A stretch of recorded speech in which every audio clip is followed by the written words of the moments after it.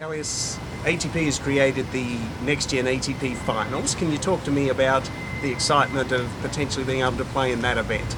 Of course, it's a big thing for us, young players coming up, and it's a great event, I think, because now we feel like we can make it to the top 8, and it's more like the ATP World Tour finals, like it's a beginning. So I think it's a good experience. You'd previously played in Chennai the past 2 years leading into the Australian Open. What made you decide to play Brisbane this year? This year I wanted to try something else. I've been there 2 times and I like it a lot, but I've heard a lot of good things about Brisbane, and it's a wonderful event now when I'm here, and I really enjoy it, and people are so friendly, and I think it's a great event.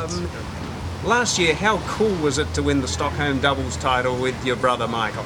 Oh my, it's the biggest thing that happened in my tennis career until now, and I think for him too, in our hometown, and everyone was there watching, and it was such a huge thing actually. You have another brother, Rafael, who also plays. Are we going to see him on the ATP World Tour at some time? Yeah, I hope so. He's playing Swedish nationals now and in under 12, and he's in quarterfinals. He just texted me, so it's good for him.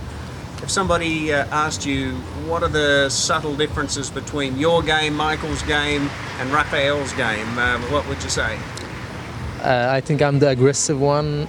Michael is he has a bit more defensive, and Rafa is stubborn. He goes by Rafa as well, does he? Not yeah, Rafi. Okay. Can you talk to me a little bit about the family situation? Were your parents born in Ethiopia and came to Sweden? Can you talk us through that? My parents are born from Ethiopia, of course, and they met in Sweden actually. My dad came when he was 19 to Sweden, and my mom came from Russia to Sweden. She studied in Moscow, and my dad was a professional runner, but he was always watching tennis on TV. And we were always playing tennis, but his main goal was that we were going to be runners, of course, because in Ethiopia everyone is running. But I never actually liked the competition in running, because I enjoyed playing tennis more, and I think it was a good decision. At the moment when I was young, 6, 7 years old, it was more like we were pretty good in young age, me and my brother Michael, and it was much more fun, the tournaments at the clubs. I think we enjoyed that more, and our dad was like, okay, if you don't like the running tournaments, we stop the competition and let's play tennis instead. Right. Have you been to Ethiopia yourself? Yeah, I've been there 3 times. Okay, can you tell me a little bit about your thoughts about going to Ethiopia? Or, how it is obviously very different to Sweden. In what age were you the last time you went? Of course, big difference to Sweden, and I think if I was in Ethiopia, I wouldn't be able to play tennis like I'm doing now, but it's always in my heart, and I'm always grateful for coming to Sweden, and I think it's a big. I always appreciate that I'm this good in tennis, and because if I've been there, maybe I could not have been able to play tennis, you know.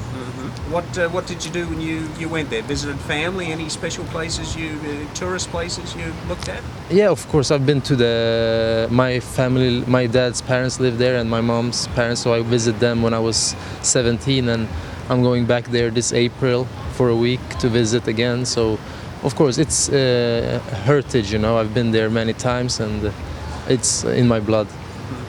Outside of your own family, have you met anyone who speaks Ethiopian, Swedish, and English? Outside, yeah, a few actually. All the time when I'm telling, I'm pretty good at seeing details, so I can actually see if someone is Ethiopian.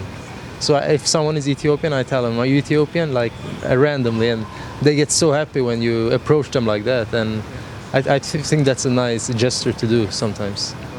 If you were just an English speaker and you were advising somebody, hey, you've got to learn Ethiopian or Swedish, which would be the harder language to learn?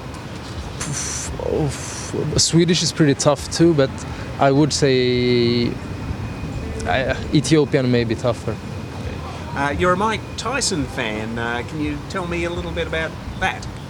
I read his book, and after reading his, I think, self-biography, I understood more about him and how tough he had it, because all the people talk about him is all the bad stuff he did, but if you read his book and understand him more, how much he was actually training and how tough he had it with his parents, no one helping him, taking care of him, like when he made it so early and 19 world champion.